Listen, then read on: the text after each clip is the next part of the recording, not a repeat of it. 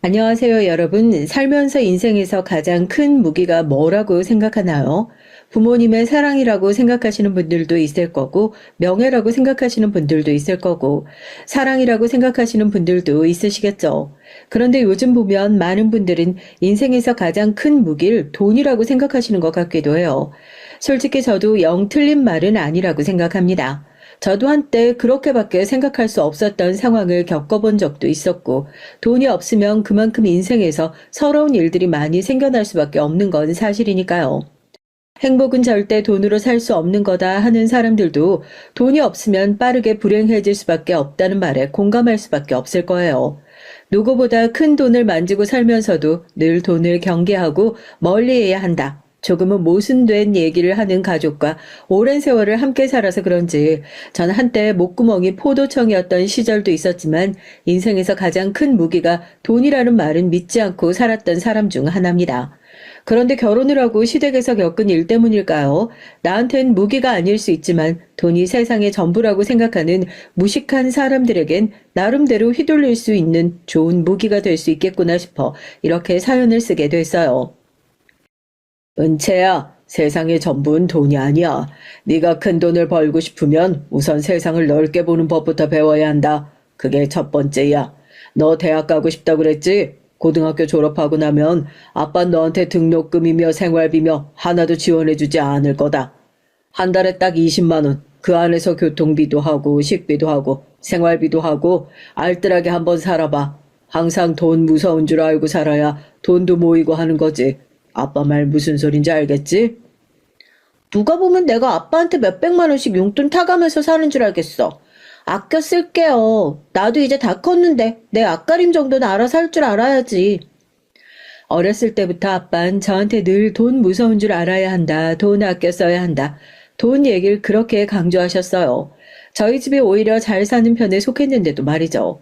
그런데도 저희 아빠가 그렇게 돈 소리를 하면서 맨날 아껴야 한다는 소리를 입에 달고 사셨던 이유는 절 누구보다 잘 알고 있었죠. 소위 말해 금수저라고 하죠. 태어날 때부터 차고 넘치는 돈주머니를 달고 살았던 사람들이 아니거든요, 저희가. 돈이 없던 시절 누구보다 서러운 일들을 많이 겪어보셨던 아버지셨기 때문입니다. 그래도 은채야, 정말 세상이 참 좋아지지 않았냐? 아빤 정말 여기까지 올라오기 얼마나 힘들었는지 모른다. 그 시골에서 예전에 먹을 거 없어가지고 풀 뽑아가지고 무슨 맛인지도 모르고 죽이라고 끓여 먹던 시절 생각하면 지금 정말 먹고 살기 좋은 호시절이지. 너희 엄마도 참 지금 같았으면. 소장농의 아들로 태어나서 시장에 좌판 깔아 과일 팔고 야채 팔고 남의 집 머슴 일까지 안 해본 일이 없다고 하셨어요. 그래도 그렇게 고되게 살았던 인생이 한 번도 허투루 흘러간다 생각했던 적은 없으셨대요. 한 명이 그렇게 힘들게 살았으면 좀 잘 사는 사람 만나서 서로 의지하며 살았으면 참 좋았으련만 하필이면 꼭 똑같이 어려운 엄마와 둘이 만나서 서로 져 낳고 참 지지고 볶고 힘든 나날들을 보내셨었답니다.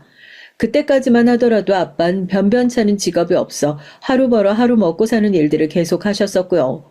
배운 기술이라곤 남의 집에서 몸 갈아서 하는 일들 뿐이었으니까요. 은채야, 엄마 없어도 아버지 말씀 잘 듣고 아버지 속 절대로 썩이지 말고 행복하게 잘 지내야 한다. 알겠지? 엄마 먼저 가서 미안해. 조금 일찍 가서 은채랑 아빠랑 기다리고 있을 테니까 아빠랑 좋은 곳도 많이 가고 맛있는 것도 많이 먹고 하다가 천천히 와. 엄마 안 돼. 나랑 아빠랑 두고 어딜 가. 나 엄마 없으면 안 돼, 응? 엄마 내가 미안해. 앞으로 엄마 말 정말 잘 들을 테니까 조금만 더 살아주라. 나 대학 가는 것도 보고 결혼하는 것도 보고 아기 낳는 것도 다 보고 그러고 나서 하늘로 가기로 약속했잖아. 엄마 약속 지켜야지. 안 돼. 나 엄마 절대 못 보내. 가난하지만 서로 사랑하는 마음으로 버텼고 배고픈 날은 있어도 행복하지 않은 날들은 없었다. 그렇게 자부하며 살아왔어요. 하지만 저희 가족의 행복은 그리 오래가지 못하고 산산조각 나버리고 말았습니다. 제가 딱 중학교에 올라가던 시기에 저희 엄마가 대장암 말기라는 끔찍한 선고를 받게 됐죠. 단순히 엄마한테만 떨어진 선고가 아니었습니다. 저희 가족의 행복이 이젠 다 끝나버릴 거란 사형 선고 같았어요. 엄만 하루가 다르게 말라갔어요. 삶의 문턱 끄트머리에 다다른 것 같은 엄마를 지켜보고 있는 것보다 더 힘든 건 남겨진 가족들의 인생이었어요. 엄마가 그렇게 아파서 다 죽어가고 있는데도 뭐 하나 해줄 수 없다는 미안함. 저보단 아마 엄마의 옆에서 평생 곁을 지켰을 아빠가 훨씬 더 마음이 안 좋으셨을 겁니다. 제가 어떻게든 이번 주까진 돈을 마련해가지고 올 테니까. 아니, 아무리 그래도 병원인데 이건 아니지 않습니까? 사람이 다 죽어가게 생겼는데 돈 못 냈다고 당장 침대를 빼라니요. 그런 무책임한 소리가 어딨어요. 내가 안 갖다 주겠다는 것도 아니고 나도 지금 당장 월급이 밀리고 있어서 그렇습니다. 마누라 목숨 맡겨놓고 그 돈 절대 떼먹을 그런 몰상식한 인간 아닙니다. 제발 내 얘기 좀 들어주세요. 의사 선생님, 그래, 우리 마누라 봐주시는 의사 선생님한테 내가 직접 얘기할게요. 아버님, 여기서 이러시면 안 되신다니까요. 저희도 다 사정 봐드리고 싶은데 원칙대로 처리할 수밖에 없어서 그래요. 병원에서도 밀어드릴 수 있는 만큼 최대한 밀어드린 거예요. 더 이상 미루는 것도 어렵다고 몇 번씩이나 벌써 말씀드렸잖아요. 이번 주 지나고 나면 정말로 퇴원 절차 밟아야 하니까 그런 줄 아세요. 그렇게 진작 안 밀리고 내셨으면 얼마나 좋아요. 왜 저희만 이렇게 나쁜 사람 만드세요? 그날따라 학교에서 몸이 안 좋아서 일찌감치 조퇴를 하고 엄마가 계신 병원으로 한달음에 달려갔는데 제가 마주한 장면은 참 비참하기 그지없었습니다. 익숙한 목소리가 들려서 보니까 아빠가 수납처 직원과 한동안 실갱이를 하고 있더라고요. 다 떨어진 옷을 입고 제때 병원비 내지 못해 엄마가 이번 주가 지나면 병원에서 억지로라도 퇴원 수속을 밟아야 할지도 모른다는 얘기에 기분이 참 먹먹하고 비참하기만 했습니다. 나이가 어린 제 심정도 그랬는데 아빠 심정은 오죽하셨을까요? 복도 끝에서 혼자 창문을 바라보면서 누가 듣기라도 할까 숨죽여서 울고 계신 아빠의 작은 어깨가 아직도 선명하게 기억이 나요. 여보, 나 병원에 오래 누워있으니까 더 아픈 것 같아. 이제 내가 살아봤자 얼마나 더 살겠어. 그러지 말고 나 퇴원 좀 시켜주라, 응? 이제 남은 날은 집에 가서 은채랑 시간도 보내고 그렇게 평범하게 살면서 마무리하고 싶어. 진짜 내가 그러고 싶어서 그래. 당신 몸이 이렇게 안 좋은데 퇴원은 무슨 퇴원이야? 돈 때문에 그래? 혹시 아까 하는 얘기 들어서 그런 거야? 아무 문제 없어. 이번 주면 월급 들어오고 이번 주엔 정말 들어온다고 했으니까. 여보, 내 마음이 너무 안 좋아서 그래. 내가 마음이 안 좋아서 내가 무슨 생각으로 이런 얘기 꺼낸지 당신이 내 마음 잘 알잖아. 제발 나 마음 좀 편하게 지낼 수 있게 당신이 도와주라. 하루라도 더 병원에 있는 것이 누가 봐도 좋아 보이는 것 같은 엄마의 상태. 그놈의 돈이 뭐라고 엄만 마지막은 그래도 가족들과 함께 하고 싶다는 눈에 빤히 보이는 핑계로 퇴원을 하셨고 그 방법을 제외하곤 달리 뾰족한 수도 없었던 아빠 역시 눈물을 머금고 집에서 엄마의 임종을 지키게 됐어요.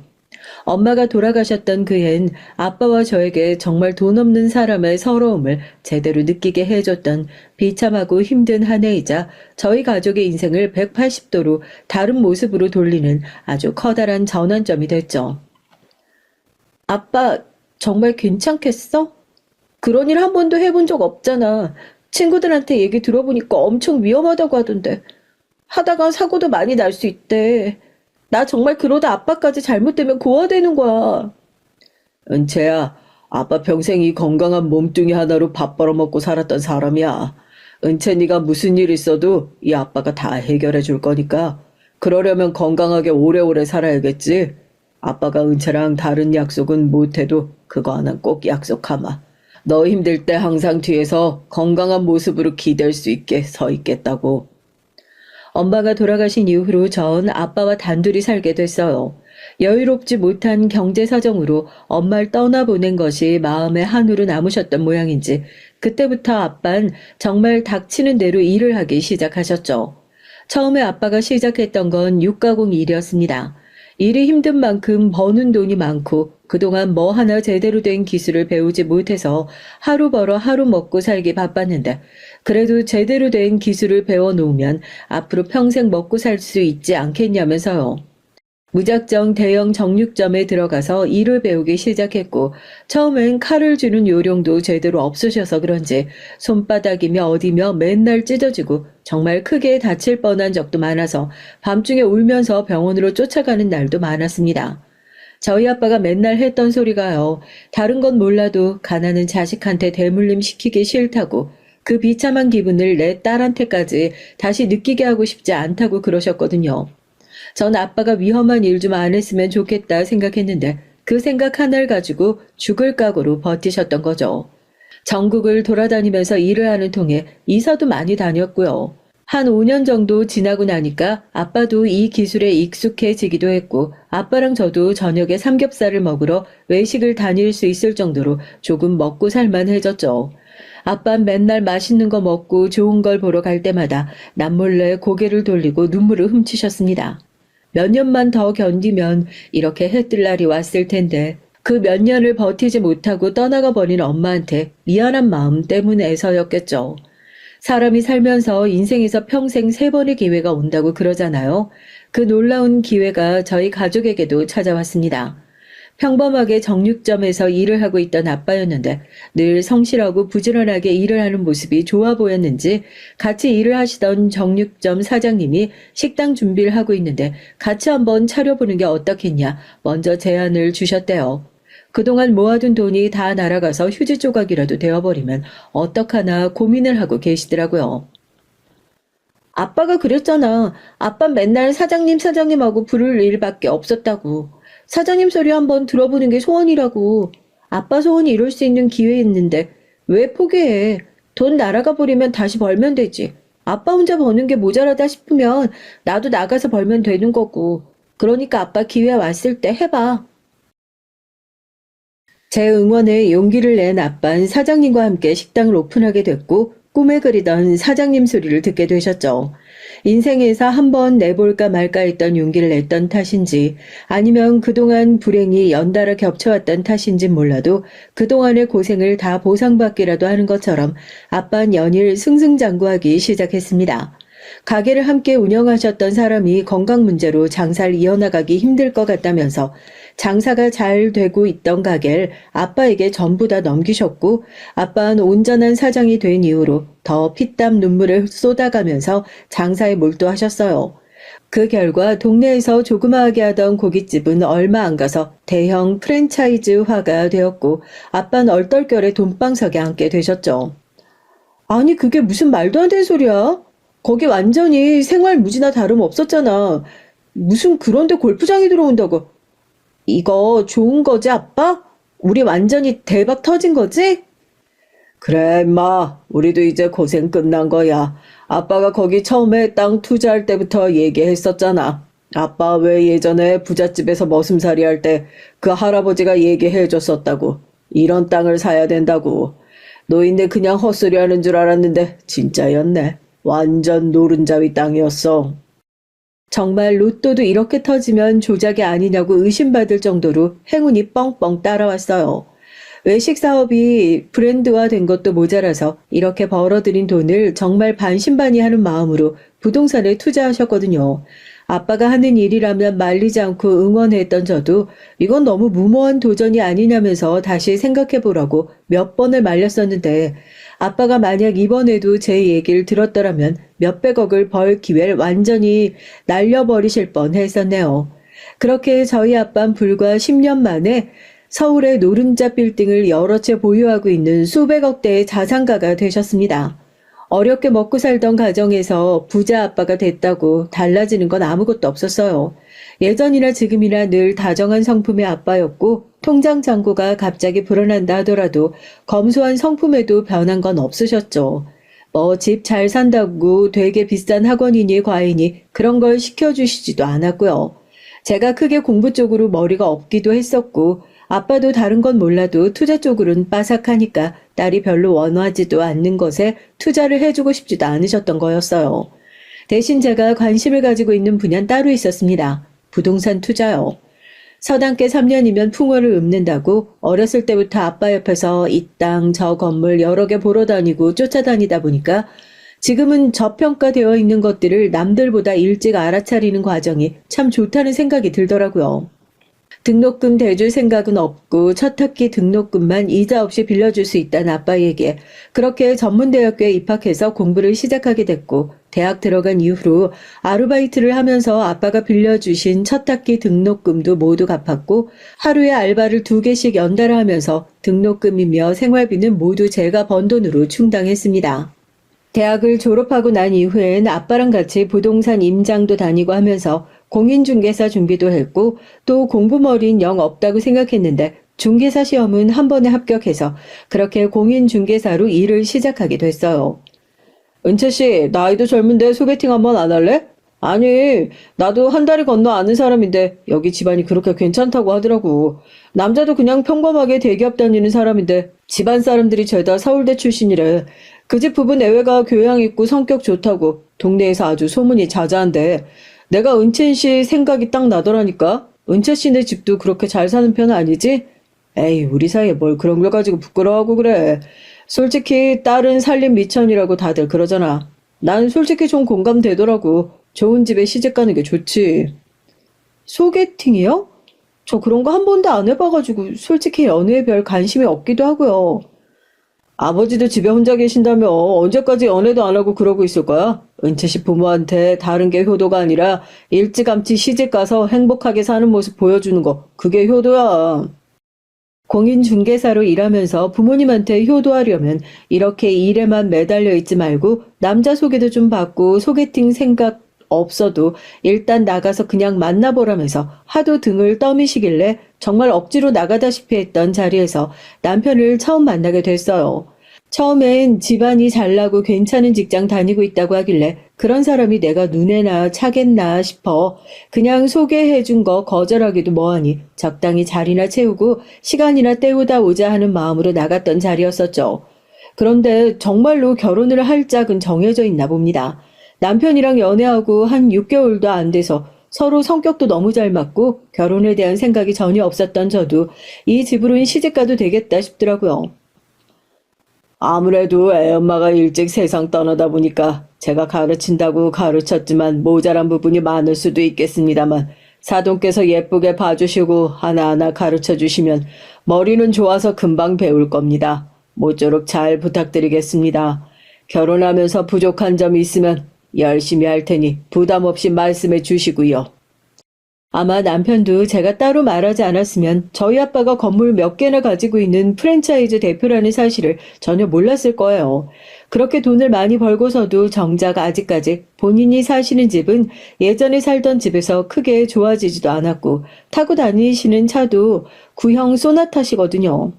저도 친정아빠 직업 듣고 깜짝 놀란 신랑한테 워낙 뽐내는 거 별로 안 좋아하시는 분이니까 시부모님한테도 별다른 소리 안 했으면 좋겠다 그랬었죠. 아니나 다를까 상견례 자리에서도 저희 아빠 그냥 소소하게 자영업하고 있다, 식당하고 있다 그러시더라고요. 버는 돈이 이미 일반 식당이 아닌데도 말이에요. 저희 시부모님도 돈돈거리면서 꼬치꼬치 캐물으시는 그런 스타일 아니셔서 더 이상 얘기가 나오지 않았고요. 아유, 사돈 무슨 말씀을 그렇게 하세요. 은채같이 똑부러진 며느리 얻을 수 있어서 다행입니다. 막내가 제일 먼저 결혼한다고 하길래 대체 어떤 아가씨길래 얘가 이렇게 서두르나 했더니 은채 보고 나니까 저희도 결혼 서두를 수밖에 없더라고요. 우리 첫째랑 둘째도 빨리 장가 가야 될 텐데 말이에요. 사돈 주변에 우리 은채만큼 똑똑하고 예쁜 며느리감 있으면 꼭 다리 좀 놔주세요. 결혼 생각에 전혀 없던 제가 결심을 하게 된 계긴 굳이 따지고 보면 저희 시부모님 덕분도 있었을 것 같아요. 처음에 소개팅 받을 때부터 동네에서 성품 좋기로 자제하다는 얘기 들었지만 막상 첫인사를 가고 나니까 그런 소문이 괜히 생긴 소리가 아니구나 싶더라고요. 혹시라도 그렇게 괜찮은 집안이니까 어머니가 안 계시는 날 무시라도 하면 어쩌나. 제가 아무래도 유튜브에서 사연을 너무 많이 봤었던 모양이에요. 처음 인사 갔을 때부터 괜히 문전박대라도 당하면 어떡하나 전날에 잠도 못 잘 정도로 엄청나게 긴장을 많이 하고 갔었는데 인사 가자마자 제 사연 다 들으셨다면서 그 고생을 하고서도 이렇게 바르게 커져서 고맙다고 하시더라고요. 아, 죄송해요. 주책맞게 왜 여기서 눈물이 다 나오는지 모르겠네요. 너무 감사해서 전. 아유, 아니다. 네가 평소에 어디 말도 못하고 속으로 얼마나 많이 힘들었을 거야. 진우야, 엄마가 은채 눈물 보는 건 오늘이 마지막인 줄 알아? 너 앞으로 살면서 은채 눈에서 눈물 빼기라도 하면 그땐 아들이고 뭐고 내가 너 호적에서 아주 파버릴 테니까 그런 줄 알아. 알겠어? 은채야, 시집 와선 행복만 하자. 알겠지? 이런 소리 하면 시어머니가 별소리 다 한다 싶겠지만 내가 아들만 셋이라서 하루라도 빨리 며느리 보는 게 소원이었던 사람이었어. 네가 제일 일찍 시집 와서 그런지 몰라도 난 그냥 네가 꼭 큰딸 같고 그러네. 그때부터 시어머니가 저한텐 정말이지 일찌감치 돌아가신 엄마 생각을 떠올리게 하시는 분이라서 고부 갈등이나 이런 것도 전혀 없었고요. 결혼하고 나서 시댁에 들어가서 시부모님과 함께 살고 싶었지만 시부모님이 겨우 만류하는 통에 못 들어가기도 했었다니까요. 저희 아빠한테 10을 챙기면 시아버지, 시어머니에게도 공평하게 10을 챙겨야지 이런 생각으로 효도하는 게 아니라요. 그냥 좋은 것들 보면 저희 아빠 떠오르듯이 시아버지, 시어머니 자연스럽게 떠오르는 그런 사이가 됐죠. 고부 갈등이라는 거 정말 별거 없었다니까요. 잘해주시는 만큼 저도 더 잘해드리고 싶고 그런 마음이 자연스럽게 드니까 사이좋게 잘 지내고 있었습니다. 언제까지고 그 행복이 계속될 줄 알았죠. 제가 그동안 너무 제 인생에 쉴 새 없이 찾아오는 행복들에 익숙해져 있었던 거죠. 사실 내 인생은 굴곡 많고 파도가 많이 치는 바람 잘 날 없는 나무 같은 것을 깜빡했었던 거예요. 잘 됐네. 아주버님들 장가 언제 가시냐고 어머님 아버님이 걱정 진짜 많이 하셨었는데 거기다가 학력도 서울대라면서 나한테 맨날 똑똑한 우리 며느리 똑똑한 우리 며느리 하시더니 이제 서울대 며느리 들어오면 나 같은 건 성에도 안 차시는 거 아닌지 모르겠다. 서울대 나오면 뭐해. 내가 보기엔 형수님들 집에 들어오고 나면 어머니 아버지 근심 걱정만 더 깊어지게 생겼어. 둘째 형수님도 우리 회사 사람한테 넌지시 물어봤는데 몰라. 평이 썩 좋지 않더라고. 일찌감치 결혼한 남편과 저와 달리 남편 위로 있는 두 아주버님께선 결혼을 안 해 시부모님의 걱정이 여간 많으신 게 아니었거든요. 아주버님들께선 딱히 성격이 모난 구석도 없으시고 콩 심은 데 콩나고 팥 심은 데 팥난다고 평소에도 늘 다정하시고 성격 좋으신 시부모님 닮아서 남편만큼이나 좋은 분들인데 왜 저렇게 잘 맞는 짝이 나타나지 않을까 저도 의아하긴 했어요.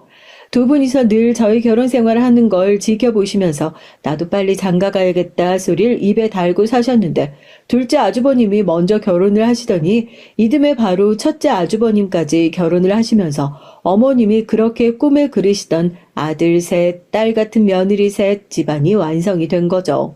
집안에 하나밖에 없는 유일한 며느리로 온갖 사랑을 독차지하고 있다가 위로 손윗동서 둘이 들어오고 나니까 시부모님의 사랑을 나눠 가질 생각에 조금 서운한 것도 있었지만 저 역시 형제자매 없이 외롭게 커왔던 탓에 손윗동서들과 친자매처럼 지내지 않을 수 있을까 한땐 그렇게 어리석고 철없는 생각을 하기도 했었습니다.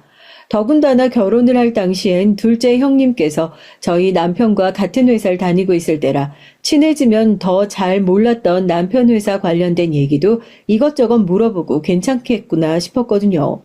그래서 처음에 제가 더 적극적으로 다가갔어요. 그런데 참 이상하죠. 무슨 연인 관계도 아닌데 제가 다가가면 다가갈수록 형님들과는 점점 더 멀어지는 것 같은 기분이 들더라고요. 단순히 멀어지기만 하는 느낌이면 모르겠는데요. 그게 꼭 제 눈엔 어떻게 보였냐면요. 두 분이서 한 편을 먹고 절 무시하고 따돌리는 것 같다는 생각이 들었어요. 처음엔 형님들의 그 학력 자랑이 그냥 귀여운 자랑질 정도로만 보였었죠.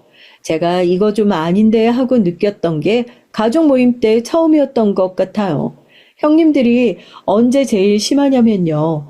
시댁 식구들 다 같이 모여있을 때요. 시댁 식구들이 다 모여서 제 칭찬이라도 한마디 했을 때 그때 득달같이 달려들어서 절 물어뜯는 게 느껴진다고 해야 되나요? 여튼 그날도 그랬습니다. 아이고 빈손으로 오지 않고 또 뭘 이렇게 챙겨왔어. 하여튼 막내 얘가 보면 외동 같지가 않고 장녀 같아. 내가 맨날 얘한테 우리 집에 1등으로 시집 와가지고 큰딸 같다고 이러는데 맨날 이렇게 살갑게 챙기는 거 보면 얼마나 예쁜지. 사돈 어른께도 감사히 잘 먹겠다고 전해다오. 좋은 걸로도 고르셨네. 친정아빠가 딸 시집 보낼 때도 뭐 집 하나 하는데 보태준 것도 없어 마음이 맨날 쓰인다고 그러시거든요. 정작 그런 거 안 받고 저희 힘으로 알아서 결혼하겠습니다 얘기를 했던 건 저인데 말이에요. 그래서 그런지 몰라도 이렇게 가족 모임이 있고 다 같이 모인다고 얘기를 하면 꼭 돈은 안 받을 거 아니까 제일 좋은 과일을 2박스씩 다 같이 나누어 먹으라면서 선물로 시댁에 보내시더라고요. 저래야 아빠 마음이 편하신가 보다 하고 저도 그건 딱히 안 말리고요. 어머니께서 워낙 과일을 좋아하시니까 받고 좋아라 하셨었고 잘 먹겠다고 인사치레 하신 건지 제 칭찬을 그렇게 과하게 하신 것도 아니고 오래 하신 것도 아니었어요. 그런데 이 얘기 딱 나오자마자 두 형님들 얼굴 표정이 싹 굳어지는 게 보이더라고요. 아무래도 비교당하는 것 같아서 마음이 상하셨나. 저도 하루 종일 손님들 상대하면서 그 정도 눈치 있는 사람이니까 대번에 알아차리고 얼른 이야기 화제를 다른 데로 돌렸죠. 저 회사 관두기로 했어요. 아무래도 회사가 제 적성에 너무 안 맞는 것 같아서 이참에 일 쉬면서 하고 싶은 일 좀 생각해 보려고요. 요즘에 카페나 이런 것도 많이 한다고 하는데 저도 카페 같은 거나 오픈해 볼까 봐요. 이제 슬슬 아이 준비도 해야 되는데 아무래도 밖에서 일하고 그러면 스트레스 받아서 들어설 애도 잘 안 만들어지고 그럴 수 있잖아요. 어머, 동서 미안해. 나 동서 들으라고 한 얘기 아니었는데. 그러니까 동서도 일 좀 줄이지 그래. 돈 열심히 버는 것도 좋은데 엄마가 너무 그렇게 아등바등 살면 들어설 애도 안 들어선다? 그래, 동서, 서방님이 그렇게 못 버는 편도 아닌데 너무 그렇게 돈돈하면서 아등바등 사는 거 솔직히 그렇게 좋아 보이지도 않아.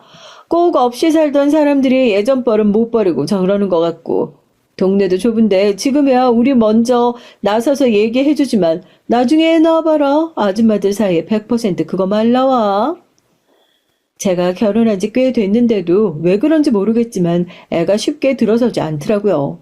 나름 그것 때문에 스트레스도 많이 받고 병원을 열심히 다니고 있다는 것도 뻔히 아시면서 꼭 저렇게 아픈 소리를 하시면서 나를 찔러야 속이 시원하신가 싶더라고요. 이런 게 벌써 한두 번이 아니라 더 열받는 거죠. 시댁 모임에 올 때마다 시부모님께서 아니면 아주버님들이 열심히 사는 절 치켜 세워줄 때마다 학벌이니 뭐니 그런 얘기를 일부러 꺼내면서 난 일부러 한 얘기가 아니라는 듯이 은근히 비꼬고 절 깎아내리는 게 어디 한두 번이어야 말이죠. 막내 며느리란 자리가 뭔지 그렇게 기분 나쁜 소리 뻔히 듣고서도 시부모님 앞이라도 불편한 기색 티도 못 내고 있는데 저 대신 저희 시아버지가 그런 형님들께 시원하게 호통 한번 쳐주시더라고요. 너네 지금 이게 뭐 하는 짓들이냐? 우리 집에서 그런 식으로 지금 너네 둘이 편먹고 막내 괴롭히기라도 하는 거야? 그리고 둘째 너도 멀쩡하게 잘 다니고 있는 직장을 관두기를 왜 관둬? 민우 너, 니놈 자식이랑도 다 상의한 거야?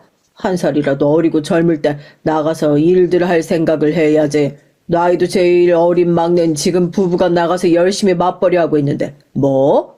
그런 정신머리로 카페? 자영업은 어디 쉬운 일인 줄 알아? 그리고 첫째 너도 마찬가지다. 사업한답시고 일 벌려놨다가 쫄딱 망했을 때도 내가 어디 한마디 뭐라고 한 적 있어?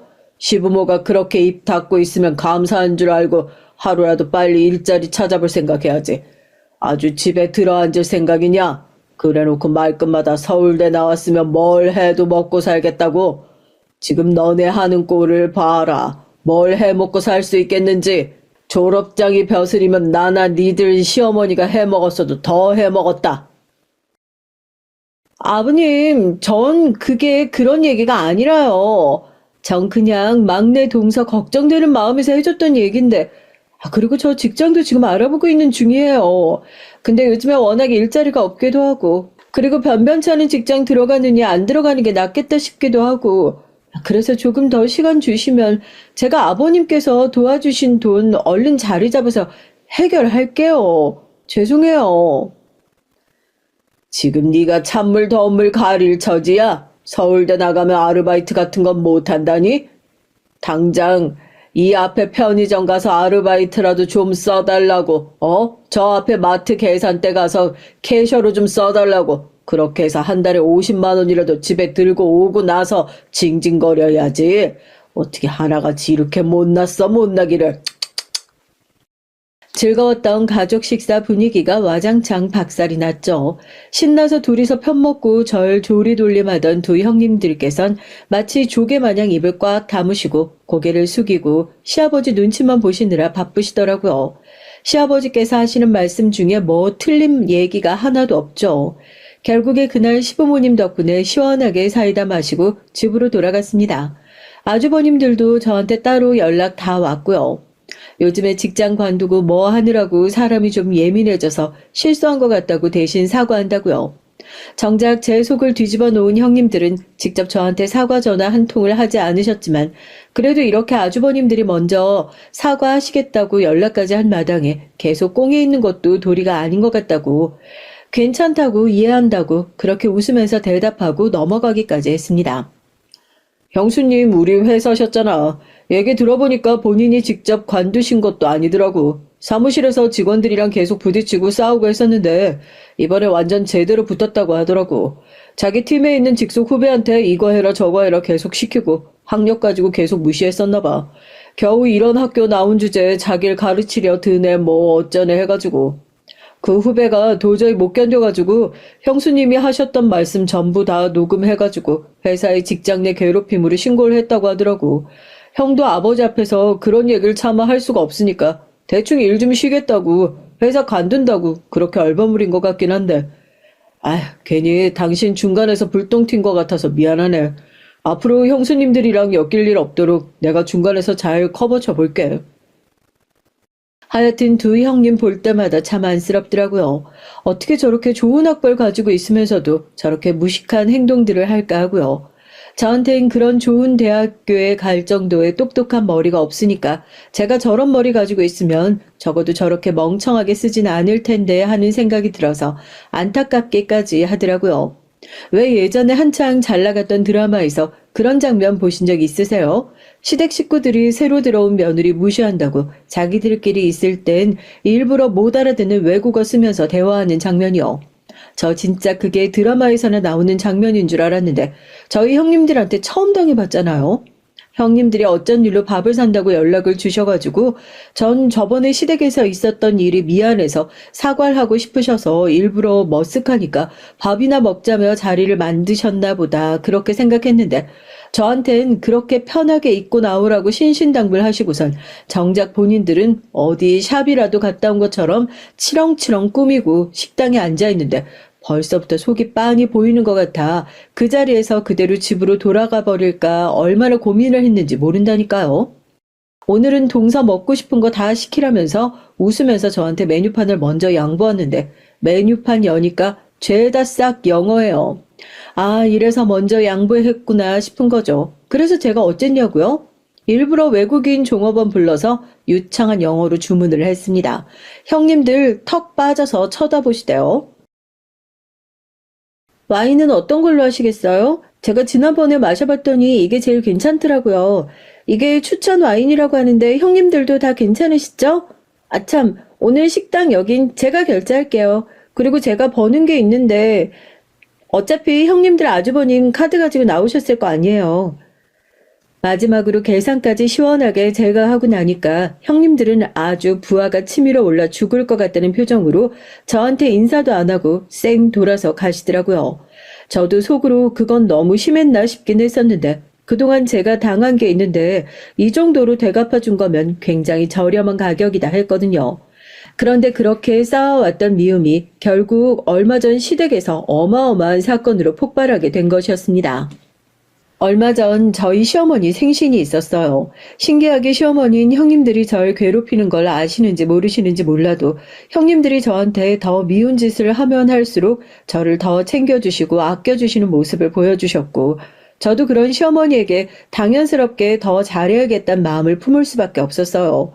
더군다나 다른 날도 아니고 시어머니 생신인데 뭘 챙겨드리면 좋아하실까 하다가 그래도 시어머니가 예뻐라는 며느리들이 다 같이 생신 준비를 하는 모습을 보시면 좋아하지 않으실까 싶어 형님들에게 케이크 준비니 뭐니 같이 하시는 게 어떻겠냐 연락을 했어요. 형님들이요? 당연히 제 얘기 콧방귀만 끼죠. 동서 보면 우리한테 은근히 묻어가려고 하는 그런 게 있더라? 하긴 내가 보니까 좀 없이 살았던 사람들이 그렇게 인생에서 무임승차하려는 경향이 없잖아 있더라고. 어머님이 동서 죽고 못 사는데 동서 혼자 열심히 한번 준비해봐. 우린 우리끼리 알아서 어머님 생신 잘 준비할 테니까. 동서 주인공병 있는 거 아니었어? 혼자만 잘나야 또 어머님한테 예쁨 받을 수 있지. 알아서 잘해봐. 그리고 전화를 툭 끊어버리더라고요. 뭐가 그렇게 서운하셨나 싶어 다시 전화를 할까 하다가 그냥 말았습니다. 저렇게 말도 안 통하고 나를 대놓고 미워하는 사람, 내가 뭐가 좋다고 아등바등 잘해보려고 애를 쓰나 싶어서요. 그렇게 시어머니의 생신날이 다가왔고 전 다른 건 준비 안 하고 쌍가락지 하나랑 용돈 조금 준비했어요. 제가 결혼 올 때 많이 해온 것도 아니었는데 시어머니가 제일 처음 시집 온 며느리라고 하면서 본인 시집 올 때 폐물로 받으셨던 금가락지를 저한테 선물로 주셨거든요. 받으면서도 이걸 내가 받아도 되나 늘 감사한 마음뿐이었는데 마침 일도 잘 되고 생활의 여유도 생겨가고 있어서 돈 들어갈 일 더 많아지기 전에 빨리 배로 갚아드려야겠다는 약속 지켜야겠다 싶어서 전 쌍가락지를 준비했었던 거죠. 뭐야, 동서? 또 한바탕 바리바리 싸우고 난리 칠 줄 알았는데 그런 건 아닌가 보네. 뭐야? 또 혼자만 좋은 거 해온 거 아니야? 뭐 준비했는데? 뭐 딱히 특별한 거 준비한 것도 아니에요. 형님들도 다 용돈이나 준비해 오신 거 아니에요? 저도 용돈 드리려고 용돈 준비했어요. 음식 준비하려고 며느리들끼리 좀 일찌감치 모이게 됐는데 형님들이 절 보자마자 무슨 선물을 사왔는지 아주 꼬치꼬치 캐물으시더라고요. 지금 제대로 된 직장도 못 잡으셨으면서 무슨 소리를 듣고 싶으셔서 그런지 몰라도 형님들 선물 보니까 명품 브랜드 로고가 커다랗게 박힌 쇼핑백에 아주 휘황찬란 난리가 났더라고요. 그냥 용돈이나 준비했단 제 대답에 네가 그럼 그렇지 하는 느낌으로 픽 웃으면서 아 그래 하고 마셨고요. 그리고 나서 전 가방을 내려놓고 잠깐 화장실에 다녀왔는데 저 진짜 두 눈을 의심했다니까요. 형님들이 모여서 뭐하고 계셨는 줄 아세요? 제 가방을 막 뒤지고 계신 거예요. 그때 저도 너무 열이 받아서 성큼성큼 다가가서 형님들한테 가방을 획 빼앗아 들고 지금 뭐 하시는 거냐고 소리를 질렀죠. 야, 너 보자 하니까 웃긴다 정말. 누구 지금 도둑 취급하는 거니? 가방이 그냥 열려 있어서 본 거지. 우리가 뭐 일부러 뒤져보기라도 했다는 거야? 서울대 나온 우리가 너 같은 거 가방 뒤져서 뭐 하겠어? 그리고 너 용돈만 준비했다며? 이 금가락지는 뭔데? 네가 끼려고 한 건 아닐 거 아니야? 하여튼 이렇게 학벌 떨어지고 집안 못 사는 애들이 꼭 조금만 예쁨 받으면 전전긍긍하는 꼴이 얼마나 꼴불견인지 정말. 야, 전문대 나온 년이 감히 어머니 앞에서 여우짓을 해? 그런다고 네가 못 받고 자란 엄마 사랑을 어머님한테 받을 수 있을 것 같니? 그래봤자 어머님도 다 똑같이 생각하고 계셔. 이래서 부모 없이 크면 결핍이 생기는 거라니까. 사랑받고 싶어서 돈 치라는 거 봐. 아, 이렇게 시어머니 뒷공문이 쫄쫄 따라다니는 여유 있으면 집에 있는 불쌍한 네 홀아버지나 잘 좀 모시지 그러니? 아무리 그래도 가족 얘기하는 건 정말 선 넘은 거잖아요. 제가 너무 열이 받아서 큰형님 따귀를 짝 하고 올려붙였고 당신들 진짜 미친 거 아니냐면서 고래고래 소리를 질렀습니다. 미친 건 너 아니냐고 하면서 작은 형님이 저 붙들고 큰형님이 제 뺨 올려붙이고 아주 난투극이 벌어졌다니까요. 이게 진짜 미쳤나? 야, 내 남편이 이 집 장남이야. 내 남편한테 내가 이 꼴 당했다는 거 얘기하면 너 이 집에서 바로 쫓겨나는 거라고 알아들어? 너 진짜 딱 기다려. 내가 지금 바로 전화해서 지금 이 집안 큰며느리가 이런 꼴 당했다고 동네방네 소문 다 낼 테니까 너 이혼이야, 이혼. 이런 년들이 내가 너희 꼴 보기 싫어서 지금 이혼할 판이야. 누가 먼저 지금 이혼 얘기를 꺼내고 지랄이야, 지랄은. 얼굴이 온통 퉁퉁 붓고 정말 서러워서 바닥에 주저앉아 엉엉 울고 싶은 심정이었어요. 시집 와서 지금까지 당했던 모든 일들이 다 떠오르는 것 같더라고요. 자기 부모님한테 전화해서 이르겠다느니 남편한테 말하겠다느니 하는데 누군 뭐 부모님 없어요? 항상 어려운 일이 있을 때마다 뒤에서 절 지켜줄 수 있게 든든하게 서 있겠다던 아빠의 말 그때 딱 스쳐 지나가더라고요. 시어머니 생일에 이렇게 크게 분란을 만들고 싶진 않았지만 먼저 시비를 건 건 두 형님들이었으니까 본때를 보여줘야겠다 싶어서 바로 친정 아빠에게 전화를 걸었습니다. 엄청나게 바쁘실 텐데도 신호음이 3번도 울리기 전에 전화를 바로 받으시더라고요. 아빠 딸 시집 잘 보낸 것 같다고 좋아하셨죠? 아무래도 나 이 집에 시집 잘못 온 것 같아. 형님들이 학벌 좋다고 전문대 나온 내가 시어머니 마음에 들고 싶어서 환장해가지고 여우짓 한다고 어찌나 많이 괴롭히는지 모르겠어. 나 이대로 결혼 생활 못하겠어요. 아빠, 형님들 때문에 내가 이 집 꼴 보기 싫어서라도 이혼을 하든지 해야지. 뭐? 은재야, 너 그게 무슨 소리야? 지금 너 어디 가지 말고 꼼짝 말고 거기 있어라. 아빠가 지금 바로 갈 테니까. 이 미친 것들이 감히 우리 딸을 건드려? 그리고 나서 1시간 정도 흘렀을까요? 그 사이에 시부모님과 남편, 아주버님들도 집에 다 도착하고 쑥대밭이 된 집안꼴을 보고 다들 이게 무슨 일이냐며 이마를 짚고 난리가 났는데 잔뜩 화가 나신 친정아빠가 가장 마지막에 시댁에 도착하셨습니다.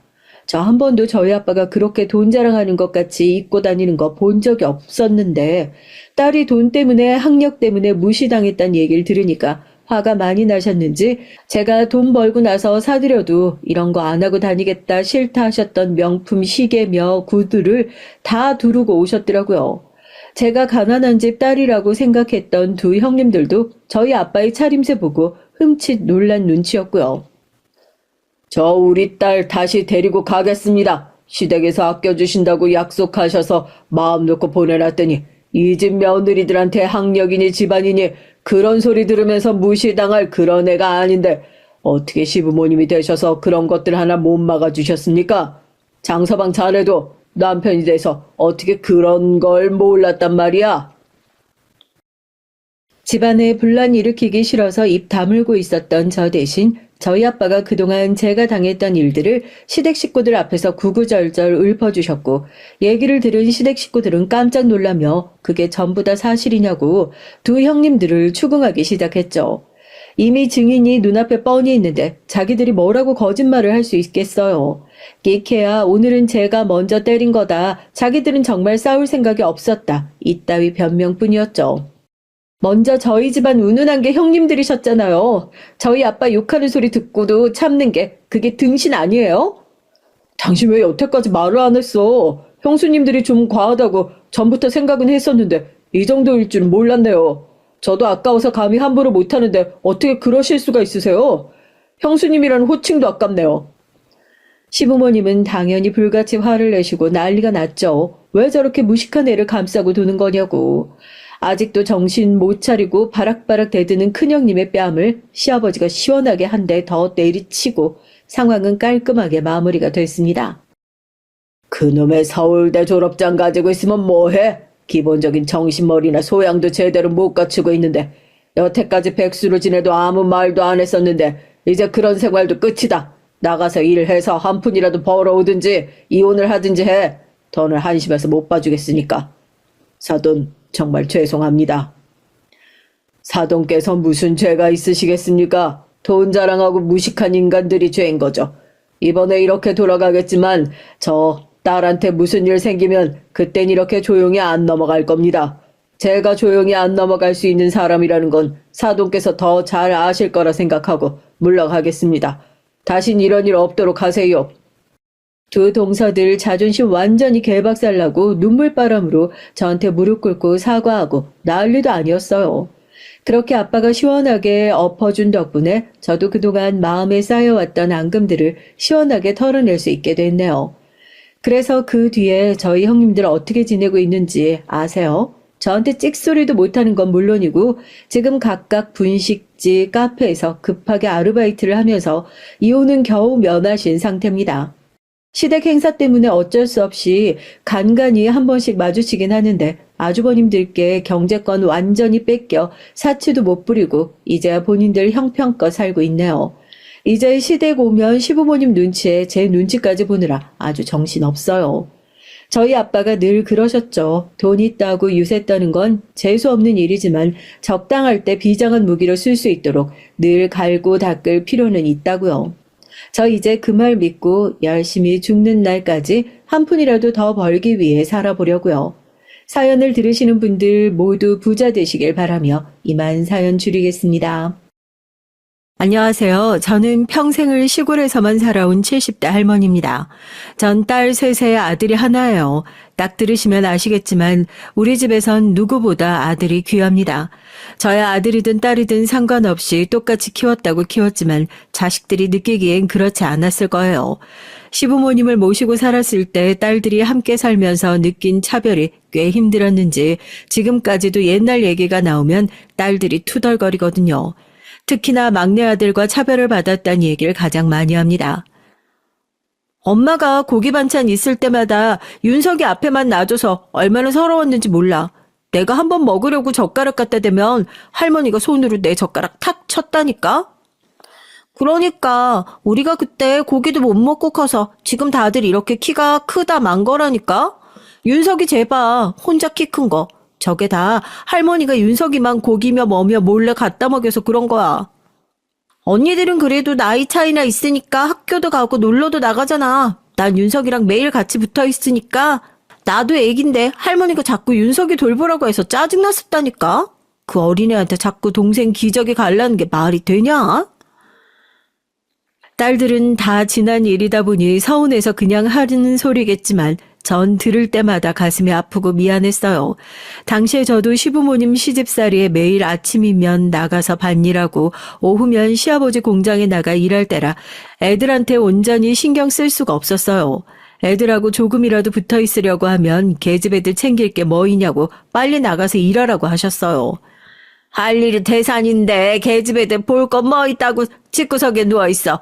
밥은 내가 알아서 챙겨줄 테니까 넌 나가서 네 남편 일이나 도와.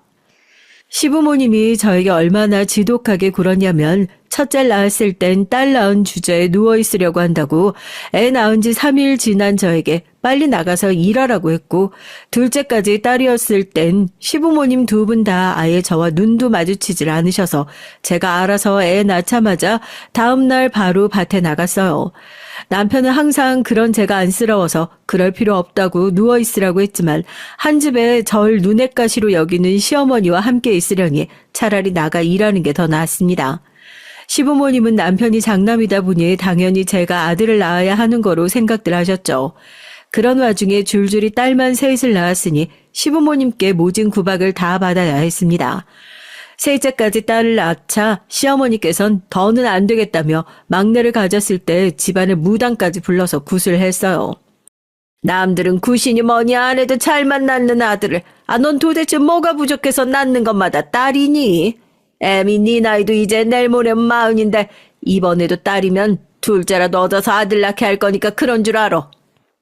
심지어 막내를 임신했을 땐 넷째까지 아들이 아니고 딸이면 저를 내쫓고 다른 며느리를 얻겠다는 말까지 하셨어요. 그때 저도 참 바보 같았던 게 시부모님에게 하도 구박을 받으며 살아 그런지 제가 정말 죄인인 줄 알았어요. 제가 자꾸만 딸을 낳는 게 제가 못나서 그런 줄 알았죠. 지금보다 더 옛날엔 여자가 아들을 못 낳으면 그대로 시댁에서 쫓겨나는 건 일도 아니었어. 둘째 마누라 얻어서 아들 얻겠다는 건 당연한 거였다고. 시어머니의 말이 말도 안 되는 억지라는 거야 누구보다 잘 알지만 어쩐지 시어머니한테 싫은 소리 한마디 못하겠더라고요. 제가 한마디라도 하면 100마디를 하실 게 뻔하니까요. 안 그래도 임신해서 힘든 사람한테 그런 말도 안 되는 소리까지 하셔야 속이 편하세요. 아들이든 딸이든 저희가 알아서 잘 키울 테니까 어머님은 이제 그만 좀 하세요. 이 자식이 뭐라는 거야? 네 엄마 틀린 말 한 것도 아닌데 이 자식이 어디 감히 어미 앞에서 자기 마누라 편을 들어. 아이고 내버려 둬요. 아들 새끼라고 죽어라 키워놓으면 뭐래. 장가가면 자기 마누라밖에 모르는걸. 이게 다 우리 잘못이지 뭐. 며느리 하나 잘못 얻어서 제사상도 못 받아먹게 생겼네. 어머님도 참, 저희가 어머님 아버님 제사상 안 차릴까봐 그러세요? 자식이 넷이나 있는데 어련히 알아서 할까요? 딸만 줄줄이 낳아놓고 제사는 무슨 제사? 행여나 딸년들이 다 시집가서 할머니 할아버지 제사까지 지내주겠다. 아직 창창하신 분들이 벌써 제사 걱정을 뭐하라고 해요? 어머님, 아버님은 걱정하지 마세요. 앞으로 30년은 거뜬하실 테니까. 뭐야, 이놈아. 네 애비 내년이면 칠순인데 30년은 무슨. 저희 땐 그랬어요. 딸을 낳아봐야 시집가면 그만이라고 생각해서 죽어서 제사상이라도 얻어먹으려면 무조건 아들이 있어야 한다고 생각했죠. 어머님 아버지께서 애들 엄마한테 소리 지르는 것만 봐도 앞으로 30년은 무조건 거뜬하시니까 걱정하지 마세요. 아이고, 자기 마누라 구박한다고 훈수 두는 것 좀 봐. 내가 어디서 저런 팔불출을 낳았는지 몰라. 우리가 우리만 좋겠다고 아들 하는 줄 알아? 남잔 무조건 아들이 있어야 돼. 그래야 나중에 나이 들어서도 안 외로운 거다. 전 아들이고 딸이고 상관없이 내 자식이면 다 예쁘고 귀해요.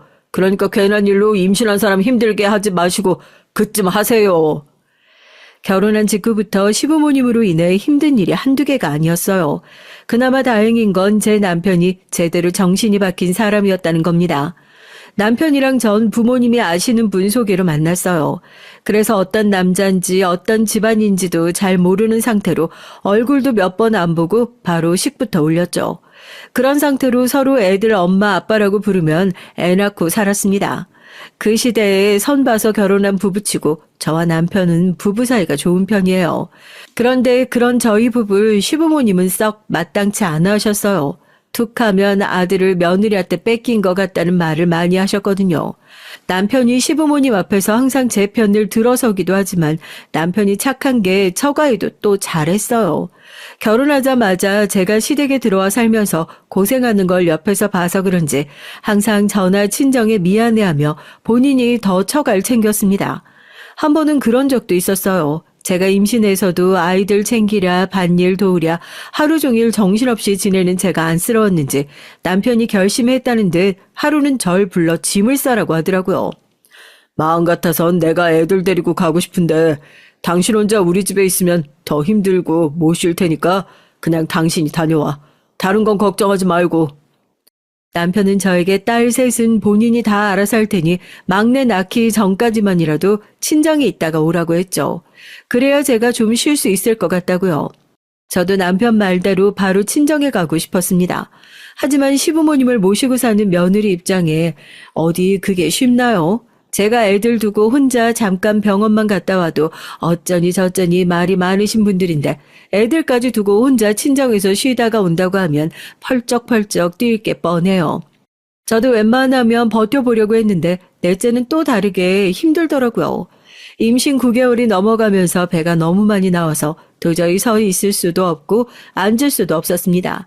그런 몸으로 애들을 보면 일을 한다는 게 가능하지가 않았어요.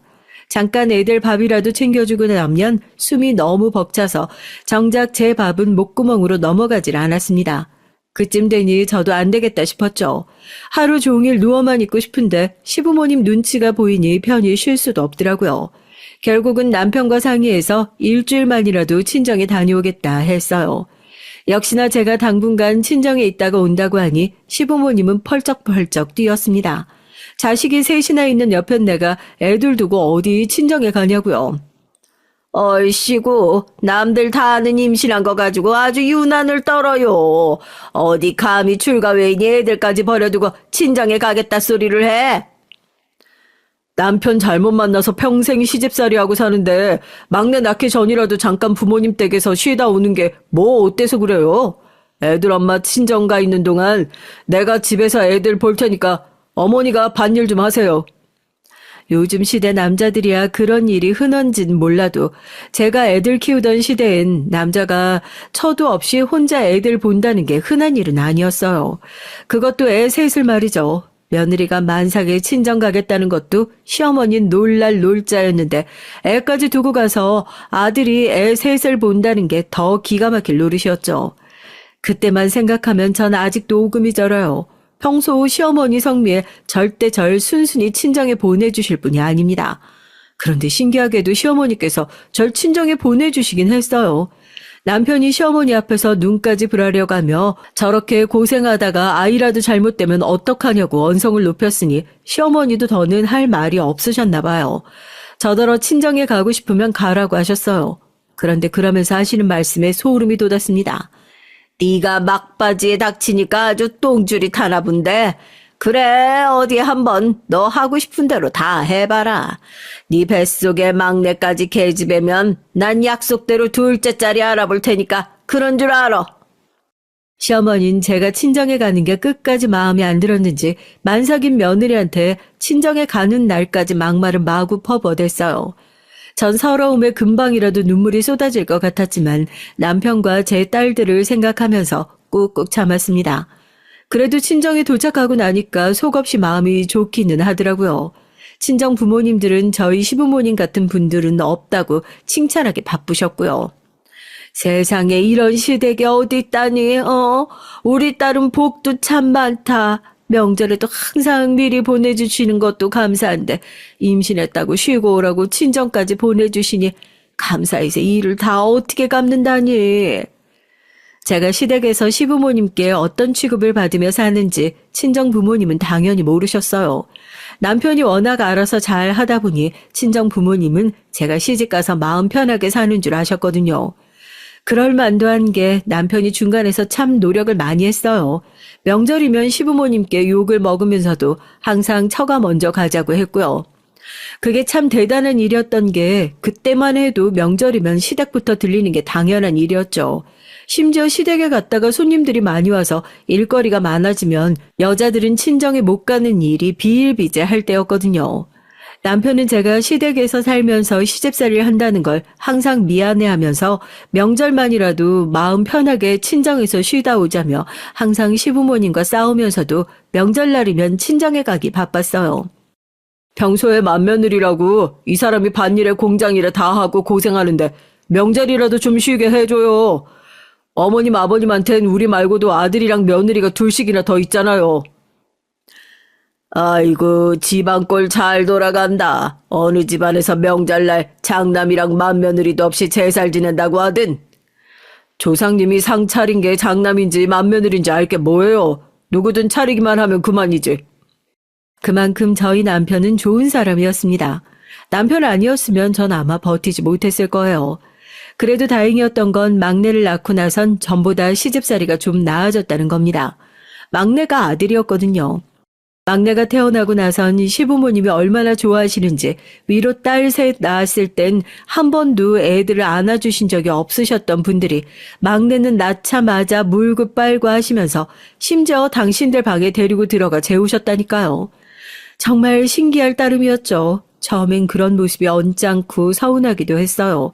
저렇게 예뻐해 줄 수 있는 거 우리 딸들도 반만이라도 예뻐해 주셨으면 얼마나 좋았을까 싶어서요. 그래도 시간이 흐른 만큼 흐르고 나니 저도 늙어서 그런 시부모님마저 이해가 되긴 하더라고요. 자식 넷 중 하나도 안 예뻐해 주시는 것보다야 막내라도 예뻐해 주시고 챙겨주시니 고맙더라고요. 그렇게 힘들게 낳은 아들이다 보니 막내는 집안의 왕자처럼 자랐어요. 제가 아무리 딸들을 챙기고 공평하게 키우려고 해도 시부모님의 성화에 이길 수가 없었습니다. 막내 아들은 학교에 들어갈 때까지 시아버지 품에서 먹고 자고 했어요. 항상 우리 장손이라고 불리면서 시부모님과 같은 상을 받고 같은 소미불을 덮으며 잤습니다. 집에 귀한 음식이나 간식이라도 하나 생기면 그건 무조건 막내 몫이었고요. 그러다 보니 딸들이 불만이 많았죠. 한 번은 그런 적이 있었어요. 가을이었는데 시아버지가 장에서 주먹 2개만한 대봉을 딱 4개만 사오셨습니다. 대봉이 나온 지 얼마 되지 않아 무지하게 비쌀 때였거든요. 그걸 저녁을 다 먹자마자 그 자리에서 꺼내서 시부모님과 남편 그리고 막내 아들에게만 주셨어요. 할아버지, 나도 대봉 좋아해요. 왜 할아버지는 맨날 맛있는 건 윤석이만 주고 우린 안 줘요? 맞아. 할아버지 이건 완전 차별이에요. 야, 이윤석, 너 그 대봉 가져와. 혼자 먹지 말고 우리 다 같이 나눠 먹게. 싫어. 할아버지가 나만 먹으라고 준 건데 왜 나눠 먹냐? 이거 나 혼자 다 먹을 거야. 뭐야? 이 어린 놈의 새끼가 내놔? 안 내놔? 같이 먹어. 순식간에 싸움이 난 아이들은 대봉을 뺏겠다고 셋이 거실 바닥을 뒹굴었습니다. 전 시부모님이 보시는 자리에서 애들이 버릇없이 구니 얼른 나서서 애들을 말렸죠. 저렇게 싸워봐야 어차피 시부모님은 막내 편을 들 거라서 괜히 딸들만 혼날 게 뻔하니까요. 어허, 이 녀석들 할아버지 할머니 앞에서 못하는 짓 없어? 안 되겠다. 그 대봉 내놔. 전 안 되겠다 싶어서 이미 찌그러진 대봉을 뺏었죠. 전 대봉이고 뭐고 누구에게도 안 줄 생각이었습니다. 그런데 그때였어요. 아들 녀석이 자리에서 벌떡 일어나더니 버릇없이 제 손에 있던 대봉을 획 뺏었습니다. 그러더니 한다는 짓이 글쎄 대봉을 바닥에 던져버리더군요. 우리 집에 비싼 대봉은 당연히 내 건데 누나들이 뭔데 욕심내? 누나들 대충 아무거나 먹어도 되지만 난 장손이라 귀한 것만 먹어야 하는 거 몰라? 순간 저나 딸들이나 다들 너무 놀라서 말문이 턱 막혀버리고 말았어요. 그때 막내 아들 나이가 고작 7, 8살이었죠. 그 전까지만 해도 아버님 시부모님이 오냐오냐 했어도 누나들한테 저렇게 소리를 버럭 지르고 버릇없이 굴진 않았습니다. 그런데 시부모님이 항상 막내만 챙기고 딸들을 챙기지 않는다는 걸 어린 놈도 알아버렸는지 이 집에서 좋은 건 다 당연히 자기 건 줄 알더라고요. 뭐야? 비싼 게 왜 당연히 네 거야? 그리고 저걸 아깝게 던지면 어떡해? 그렇게 아까우면 주워 먹든지. 하긴 누나는 원래도 내가 먹다 남은 거 먹잖아. 그 순간 전 이대로 안 되겠다 싶더군요. 시부모님이 아무리 아들이라고 오냐오냐 하셔도 제가 가만히 있으면 안 되겠다 싶었습니다. 저러다간 애 다 망치겠더라고요. 그때부터 전 막내 아들에게 유난히 더 엄격하게 굴었어요. 시부모님이 옆에서 그러지 말라고 말리셔도 저는 제 고집대로 했습니다. 넷이 뭐든 공평하게 똑같이 주고 잘못을 하면 똑같이 때리고 혼냈어요. 하지만 제가 아무리 노력하면 뭐래요. 시부모님은 여전히 막내를 왕자처럼 키우시는걸요. 그러다 보니 막내 아들은 제 생각과 다르게 커갔습니다. 겉으로 보기엔 친구도 많고 공부도 제법 하는 것처럼 보였지만 학창시절 내내 크고 작은 사고들을 좀 쳤어요. 한 번은 중학교 땐가 동네 파출소에서 연락이 온 적이 있었습니다. 막내 아들이 후배들 돈을 뺐다가 길에서 걸렸다고 연락이 온 적이 있었죠. 당시에 막내 아들은 전교 1, 2등도 할 정도로 성적도 좋았고 반장도 몇 번이나 할 정도로 학교에서 인기가 많던 녀석인데 그런 연락을 받았으니 전 너무 놀랐습니다. 전 화가 나서 그 길로 파출소로 쫓아가 피해 학생들에게 사과하고 아들놈을 집에 데리고 들어와 먼지가 나게 패줬어요. 그전엔 한 번도 막내 아들에게 손을 댄 적이 없었는데 그날은 저도 너무 화가 나서 참을 수가 없었죠. 아무리 철이 없어도 남한테 피해 준 건 절대 안 되니까 그때도 시부모님은 난리가 났었어요. 제가 귀하디 귀한 장손에게 손을 대니 뭐 하는 짓이냐고 막내 아들을 감싸시더라고요. 남자가 살다 보면 파출소도 왔다 갔다 할 수 있는 거지. 괜히 애 기죽게 어디 감히 아들 얼굴에 손을 대. 그전까진 저도 웬만하면 시부모님과 분란을 안 만들려고 내내 하면 살았지만 더는 아니었습니다. 어머님 아버님이 제가 애 혼낼 때마다 끼어들어서 애가 이 모양이 된 거잖아요. 귀하디 귀한 손자 이렇게 막무가내로 자라서 깡패되면 좋으시겠어요? 그거 아니면 제 자식 일에 끼어들지 마세요. 시부모님도 연세가 드셔서 내일 모레 할 때였습니다. 제 손으로 식사 안 챙겨드리면 밥도 못 챙겨 드실 때였어요. 그러다 보니 제 손에 귀한 손주 어떻게 되기라도 할까봐 아주 전전긍긍 하시면서도 예전처럼 저에게 소리 지르진 못하시더군요. 전 아들이 한 짓이 괘씸해서 멈출 수가 없었습니다. 이러다간 정말 아들 하나 있는 거 망칠 수도 있다는 생각이 들더라고요. 그때부터 시부모님이 뭐라고 하시든 제 자식들만 생각하며 살았어요. 저도 나이 먹을 만큼 먹었고 시집살이라면 할 만큼 충분히 했죠. 시부모님도 다 늙어서 수저도 간신히 드시는데 제가 누구 눈치를 보겠어요? 시부모님이 아무리 감싸고 돌아도 전 아들을 엄하게 대했습니다. 딸들이랑 똑같이 용돈도 주고 일절 특별 대우 없이 키우려고 노력했어요. 제가 아무리 엄하게 굴어도 시부모님은 막내라면 어쩔 줄 몰라 하셨지만 그럴 때일수록 저와 남편은 딸들을 더 챙겼습니다. 그렇다고 시부모님께 받는 서름을 딸들이 다 이해하는 건 아니었지만 그래도 제가 할 수 있는 한 챙기려고 했어요. 매일 입만 열었다 하면 독립하고 싶다고 투덜거리고 할머니 할아버지랑 살기 싫다고 하더니만 딸들은 셋 다 일찍 시집 갔죠. 대학 졸업하고 직장 다닌 지 얼마 되지 않아 다들 기다렸다는 듯 남자를 만나 후다닥 가버렸습니다. 시집가서도 딸들은 다들 잘 살아요. 딸들 말로는 뭘 해도 할머니 할아버지랑 살 때보단 덜 힘들다면서 결혼 생활이 훨씬 낫다고 하더라고요. 우리 남편 막내래. 시아버지 연세 많은 거 알지? 그런데도 아들이니 딸이니 상관없으니까 딱 하나만 낳아서 잘 키우래. 나 그 소리 듣고 진심으로 놀랐잖아? 할아버지들은 다들 우리 할아버지처럼 아들만 밝히는 줄 알았는데 안 그런 사람도 있더라니까. 내 말이 우리 시누이 보고 깜짝 놀랐잖아. 우리 시댁은 뭐든지 다 여자 중심이라 시누이 어릴 때부터 막내라고 공주처럼 커서 지금까지도 시댁 식구들이 시누라면 아주 벌벌 떨어. 우리 남편은 장남인데도 자기 동생이라면 해달라는 대로 다 해준다니까. 나 그런 집 딸로 태어났어야 했는데. 남들은 시댁 가면 불편하고 힘들다는데 난 평생을 할머니 할아버지 눈치 보며 동생 챙기느라 고생해서 그런지 시집살인 일도 아니야. 시부모님은 나더러 남편 다칠까봐 하녀처럼 따라다니라고 하진 않잖아? 맞아. 그때 너도 어린애였는데 할머니가 맨날 너더러 막내 챙기라고 그랬지. 막내가 좀 극성 맞았냐? 밭으로 공장으로 맨날 뛰어다니는 애, 어린애한테 어떻게 보라고 그런 거야? 극성 맞은 정도가 아니었어. 말도 안 듣고 맨날 아무 데서나 기저귀 벗고 뒹굴어서 그냥 내버려뒀더니만 할머니가 그 꼴 보고 나한테 소리 질렀잖아. 우리 집 장손 다치면 책임질 거냐고. 딸들은 결혼하고 나서도 셋만 만나면 옛날 얘기하면서 시부모님께 받은 서름에 대해 토로했어요. 할머니 할아버지한테 받은 차별이나 구박에 비하면 시집살인 일도 아니라고요. 그런 소리 들을 때마다 저와 남편은 속상해서 할 말이 없었죠.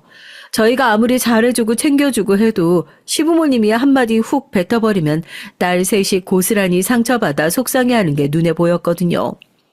성인이 될 때까지 한 집에 같이 살고 한 핏줄인데도 딸들은 할머니 할아버지에게 정도 없었습니다. 얼마나 서러웠으면 시부모님이 돌아가셨을 때 셋 다 눈물 한 방울 안 흘리더라고요. 막내 아들만 제품에 안겨 몇 시간씩 펑펑 울었죠. 그렇게 혼자 특혜를 다 받고 자란 막내 아들은 은근 제 속을 썩였습니다. 사람들 앞에선 잘난 척도 하고 허세도 좀 있는 편이었는데 막상 집에 있을 때 보면 애가 유약하고 정신력이 약해요. 뭘 결정할 때도 우왕좌왕하다가 주변 사람들이 하는 말에 금방 휩쓸려 버리곤 했죠. 학창 시절에야 어리고 철딱선이 없을 때니 그러려니 했는데 성인이 돼서도 영 뭘 해야 할지 갈피를 못 잡더라고요. 공부는 그래도 잘하는 편이라서 당연히 서울로 대학을 보내려고 했어요. 그런데 집을 떠나서 혼자 살기 무섭다면서 말도 안 되는 핑계를 대더니만 서울에 있는 대학을 안 가겠다고 우기더라고요. 전 사는 새끼가 다 커서 왜 저러나 했는데 시부모님은 그런 막내 아들을 안쓰러워하시면서 하고 싶은 대로 하라고 했어요. 집에 땅도 있고 공장도 있는데 뭐하러 힘들게 취직하겠다고 서울까지 올라와서 공부해. 이 동네도 좋은 학교 많은데. 그래, 네 아버지 재산 다 우리 손주 건데 힘들게 할 필요 뭐 있어. 집에서 가까운 학교 다니면서 얌전히 아버지 일이나 배우면 되지. 시부모님은 항상 그런 식이었습니다. 제 딸은 대학을 가든 시집을 가든 일절 관심도 없으면서 막내 아들이 한마디만 하면 본인들이 다 해결해 줄 것처럼 나섰어요. 하나뿐인 장손 혹여나 혼자 서울에 올라가 고생이라도 할까봐 아주 전전긍긍 하셨습니다. 그때도 저와 남편은 답답해서 어떻게든 서울로 올려보내려고 했는데 아들놈이 올라갈 생각이 없었어요. 시부모님 말씀대로 동네에서 대학 다니면서 남편 일을 배우겠다고 하더라고요. 그러던 중 생각지도 못한 일이 벌어졌습니다. 몇 년 전까지만 해도 누나들 서울로 대학 갈 때 본인도 간다고 그렇게 난리를 피던 놈이 왜 갑자기 생각이 바뀌었나 했더니만 이게 여자가 있었더라고요. 그것도 고3 때 과외받던 대학생 과외 선생님한테 빠져서 그 과외 선생 따라 같은 학교에 간 거였어요. 나이도 많은 과외 선생한테 빠진 것도 기가 막힌데 이 녀석이 사고를 치고 말았습니다. 과외 선생이랑 둘이 좀 좋아서 몇 달 만나긴 했나 봐요. 그런데 그게 정상적인 연애가 아니라 둘이 바람을 피운 거랍니다. 그의 과외 선생한테 오래 만나던 남자친구가 있었는데 그 남자친구가 군대에 있는 사이에 우리 막내랑 둘이 만났나 봐요.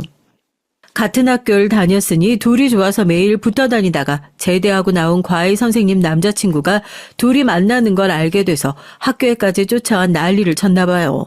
남자애가 체대생이었다는데 막내가 그 남자한테 학교 한복판에서 엄청 두들겨 맞고 들어와 집안이 한바탕 난리가 났었습니다. 시부모님은 당장 막내 때린 놈을 고소하겠다고 난리였고 막내는 쪽팔려서 앞으로 학교를 어떻게 다니냐고 난리였습니다. 학교를 그만두겠다고 했어요. 저와 남편은 절로 한숨이 났죠. 아들놈이라고 하나 있는 게 도대체 왜 저렇게 바보 같은 짓거리만 하고 다니나 해서요. 제 속도 모르고 시부모님은 막내 아들 역성만 들었습니다. 그러게 여잘 만나려거든 똑바른 여잘 만나야지. 어디서 그런 해픈 년을 만나서 그런 망신을 당해. 내가 이 연놈들 둘 다 가만히 안 둘 거니까 그런 줄 알아라. 시아버진 귀한 손주 얼굴에 상처 낸 게 괘씸하다면서 그 남학생과 과외 선생 집까지 찾아가 부모한테 난리를 쳤어요. 평생 취직도 못하게 고소할 거라고 엄포까지 놓으시고 오셨더라고요. 나중에 제가 간신히 말려서 고소까진 하진 않았지만 좁은 동네에 소문이란 소문은 다 나서 창피해서 도저히 얼굴을 들고 다닐 수가 없는 지경이었죠. 그 일 이후 막내 아들은 서울로 올라갔습니다. 본인도 창피하긴 했는지 다니던 학교를 그만두고 다시 수능을 봐서 서울에 있는 대학에 다시 진학했어요. 그래도 서울로 올라간 이후엔 좀 잠잠한 듯 했습니다. 남들보다 조금 늦게 서울로 대학도 가고 졸업과 동시에 서울에서 취직도 하길래 이제 좀 정신 차렸나 했죠. 그런데 사람이 어디 가는 게 아니더라고요. 이 자식이 취직하고 나서도 자꾸만 크게 작게 사고를 쳤어요. 돈 사고를 쳐서 도와준 게 한두 번이 아닙니다. 집안 남자 중에 사업하겠다고 일 벌이는 사람이라고는 없는데 도대체 누굴 닮았는지 저희 막내 아들은 직장 생활이나 착실히 하면 좋을 걸 자꾸만 사업을 하겠다고 일 벌여놓는 걸 좋아했어요. 그러더니만 결국은 멀쩡히 다니던 직장을 그만두더니 무슨 디저트 사업을 하겠다고 여기저기서 돈을 빌려 가게를 냈어요. 그때 시아버지께선 진작 돌아가시고 시어머니께서도 오늘 내일 할 때였는데 막내 아들놈이 어느새 시어머니를 꼬셔서 시어머니한테 돈을 받아다가 일을 벌였더라고요. 그런데 그게 쫄딱 망해버렸습니다. 무슨 빙수기계를 개발하겠다고 호들갑을 떨더니만 그게 잘못됐는지 처음 투자한 돈도 거의 못 건졌나 보더라고요. 그 일로 시어머니께서 충격을 받아서 쓰러지셨죠. 빌려준 돈이 아까워서가 아니라 사업이 잘 안 돼서 아들놈이 힘들어할까봐 걱정돼서 쓰러진 거였어요. 아이고 우리 손주 어떡하냐. 우리 손주 불쌍해서 어떡해. 제 아들놈인데도 전 하나도 불쌍하지 않았어요. 사업의 사자도 모르는 게 자기 돈도 아니고 할머니 돈을 가지고 나가서 바보 같은 짓을 벌였으니 불쌍하긴커녕 화만 났습니다. 그런데도 저희 시어머니는 귀한 손주 기죽어서 혹여나 세상 등이라도 질까봐 걱정된다면서 바리바리 반찬까지 싸들고 서울까지 5시간 걸려 올라가서 걱정하지 말라고 할머니가 다 해결해주겠다고 하셨어요. 우리 손주 걱정하지 마. 할머니가 빚 다 갚아주고 다른 가게도 차려줄 수 있게 도와줄 테니까. 막내가 사고 친 걸 어머님이 왜 해결을 해줘요? 자기가 싼 똥 자기가 해결하게 그냥 두세요. 엄만 할머니가 도와준다는데 왜 그래? 할머니 나 망한 거 아니야. 그 빙수기계 조금 문제 생겨서 그런 거지. 그것만 해결하면 금방 다시 가게 시작할 수 있어. 그럼 우리 손주 똑똑한 거 할미가 다 알지. 너 예전부터 사주에 사업하면 무조건 성공한다고 그랬어. 내가 너희 할아버지가 남기고 간 땅 다 우리 손주 앞으로 해주고 죽을 거니까 그거 가지고 너 하고 싶은 거 다 해. 그렇게 막내 손주라면 끔찍하게 생각하던 시어머니께서 막내가 장가 가는 것도 못 보고 돌아가셨어요.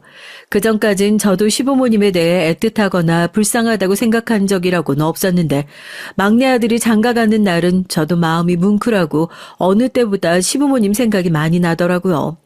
매일 사고만 치고 철딱서니는 없어도 할머니 할아버지라고 하면 무슨 일이 있어도 달려와서 챙기던 녀석이었는데 그런 녀석이 장가가는 모습을 얼마나 보고 싶으셨을까 싶어서 마음이 좋지 않았습니다.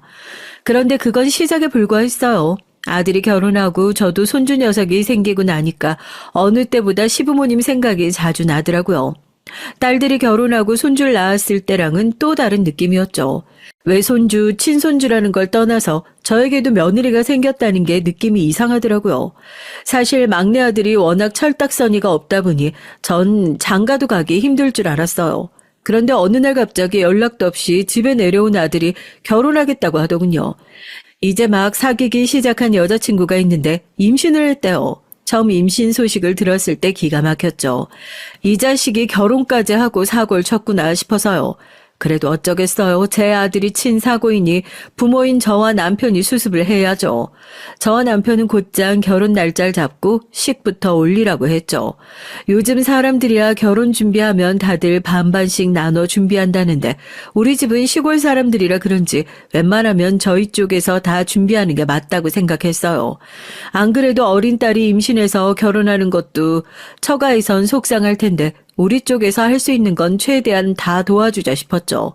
전 며느리를 만나기 전부터 그냥 다 좋았습니다. 저희 막내가 워낙 철이 없다 보니 전 며느리가 참 고맙고 애틋했어요. 제 아들처럼 못난 녀석과 살아준다는 것만으로도 마냥 고마웠거든요. 그러다 보니 시부모님이 더 이해가 안 됐죠. 내 아들하고 알콩달콩 잘 사는 모습만 봐도 뿌듯하고 기분이 좋을 것 같은데 그런 며느리한테 왜 그렇게 못되게 굴었을까 싶어서요. 전 며느리가 예뻐서 뭐든 다 해주고 싶었습니다. 그런데 그것도 제 생각인가 봐요. 며느리 생각은 다른 것 같았습니다. 며느린 처음 봤을 때부터 제가 생각한 느낌이 아니었어요. 막내 며느린 제가 생각한 것보다 훨씬 더 요즘 며느리였습니다. 옛날 며느리, 요즘 며느리 따로 있는 건 아니지만 제가 듣기론 요즘 며느리들은 시어머니 앞에서 굳이 잘 보이려고 하지 않고 본인 성격대로 할 말은 다 한다고 하더라고요. 처음 우리 집에 인사 왔을 때도 그랬어요.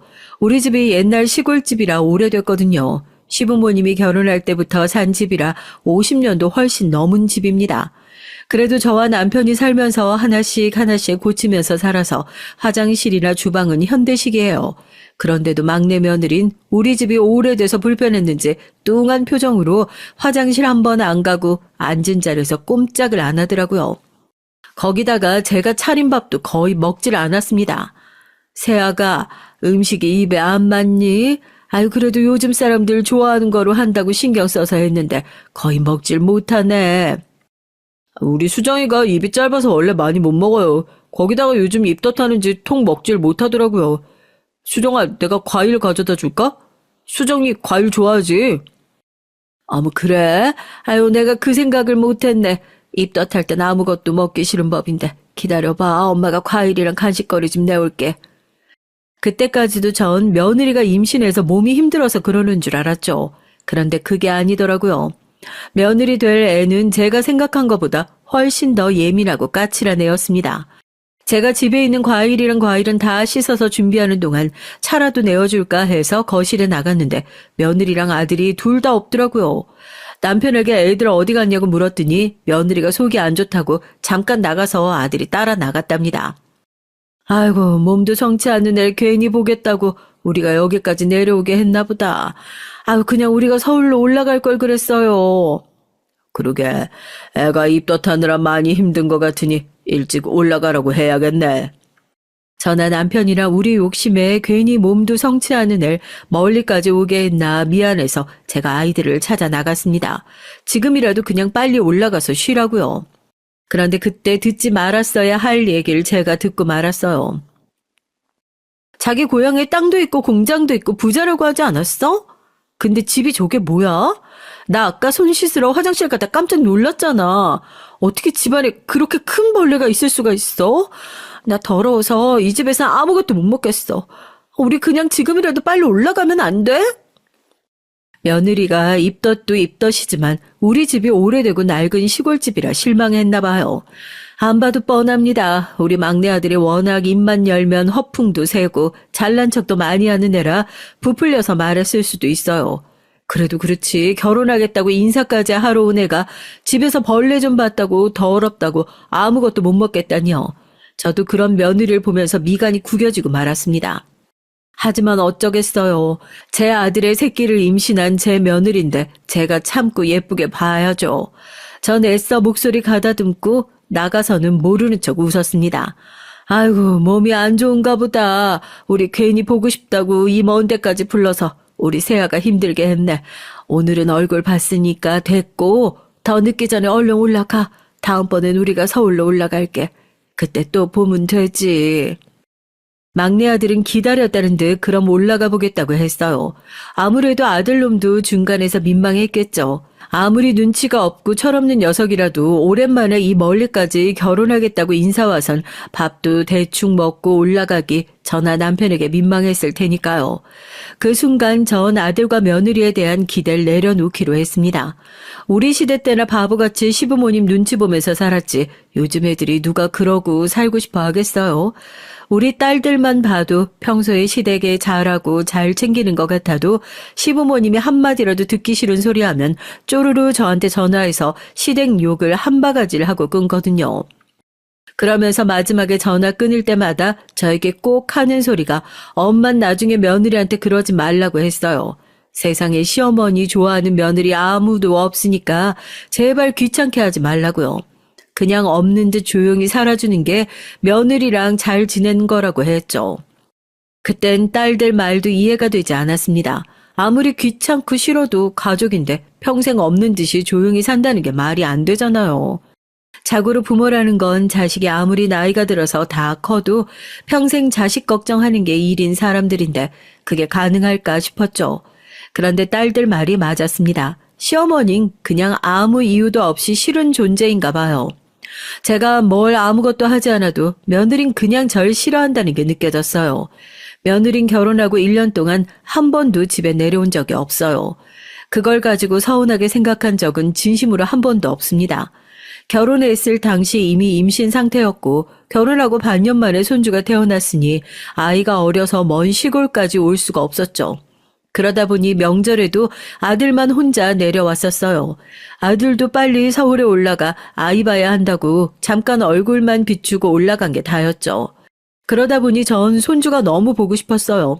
가끔 아들이 사진을 보내줘서 보기는 하지만 실물로 너무 보고 싶었습니다. 자는 모습, 우는 모습 다 궁금했죠. 아들은 매일 출근해서 전화해도 손자 얼굴을 볼 수가 없으니 전 자연스레 며느리에게 전화할 수밖에 없었습니다. 집이 멀어도 너무 멀다 보니 딸내 손주, 손녀들하고도 자주 영상통화를 해요. 그래서 전 며느리에게 전화하는 걸 크게 불편하게 생각하지 않았습니다. 전화를 걸어봐야 일주일에 한 번 점심 먹고 잠깐 5분 정도 손자 얼굴만 보다가 끊는 게 다였죠. 그런데 제가 자꾸만 며느리에게 전화하는 게 며느리가 싫었나 봐요. 어느 날 아들에게 전화가 와서 저에게 짜증 섞인 목소리로 전화 자주 하지 말라고 하더라고요. 엄마가 옛날 사람이라 잘 모르나 본데 요즘 며느리들은 시어머니가 전화하는 거 싫어해. 매일 혼자 애 보는 것도 힘들어 죽으려고 하는데 시어머니가 자꾸 전화해서 귀찮게 하면 좋아하겠어? 텔레비전 드라마에서나 이런 상황을 봤었지 저한테 이런 일이 생길 줄 몰랐습니다. 아무리 요즘 며느리들이 시어머니를 싫어하고 귀찮아한다고 해도 그렇지 일주일에 한 번 손주 얼굴 보겠다고 시어머니가 전화하는 게 그렇게 잘못인가 싶었어요. 더군다나 아들 입으로 들으니 더 속상하고 억울하더라고요. 그래서 저도 모르게 꾹 참고 있던 말을 뱉어내고 말았습니다. 손주 태어난 지가 언젠데 할머니 할아버지가 손주 얼굴 한 번 못 봤다는 게 말이 되니? 너무 보고 싶어서 일주일에 한 번 전화 건 걸 가지고 너희 정말 너무들 한다. 전 그대로 전화를 끊어버렸어요. 저도 절대 서운한 티 내고 싶지 않았지만 도저히 억울해서 참을 수가 없었죠. 사실 저도 며느리한테 전화할 때마다 기분이 좋지 않았습니다. 제 새끼 생각해서 꾹 참은 거예요. 제가 딱 며느리에게 전화를 걸면 며느린 곧바로 손주 얼굴을 비춰줘요. 인사 한 번도 안 하고 말이죠. 제가 우리 며느리 고생한다 밥은 먹었냐 물어도 네 딱 한마디 하고 맙니다. 한 번을 저나 남편 안부를 묻는 적도 없어요. 며느리가 그렇게 싸가지 없이 굴어도 전 단 한 번도 아들이나 딸들한테 며느리 얘기한 적이 없습니다. 가족끼리 괜한 분란 만들고 싶지 않아서요. 제가 그렇게 며느리 눈치를 봤는데도 그런 소리까지 들으니 가슴 한구석이 뻥 뚫리는 것 같았습니다. 더군다나 아들놈이란 놈이 자기 마누라가 한 말을 그대로 저에게 전달하는 것도 너무 싫었죠. 그 이후 전 아예 아들 며느리에게 마음을 내려놨습니다. 제 마음이 어떻든 며느리 생각은 다르다는 걸 뼈저리게 느꼈거든요. 저희 시대야 시어머니가 무슨 소리를 해도 찍소리 못하고 참고만 살았지만 요즘 며느리들이 어디 그런가요? 딸들 말이 맞았어요. 며느린 그냥 시어머니란 존재만으로도 싫은 것 같았습니다. 그 이후 전 며느리에게 전화도 일절 안 했어요.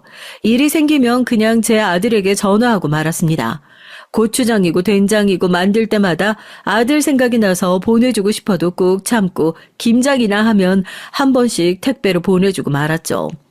딸들도 보낼 때마다 이런 걸 힘들게 뭐하러 보내냐고 툴툴거리는데 며느리는 얼마나 귀찮아할까 싶어서요.